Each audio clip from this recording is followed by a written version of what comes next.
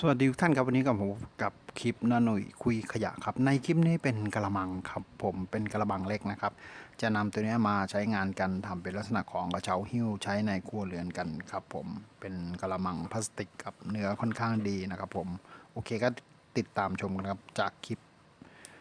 น้าหนุ่ยคุยขยะครับผม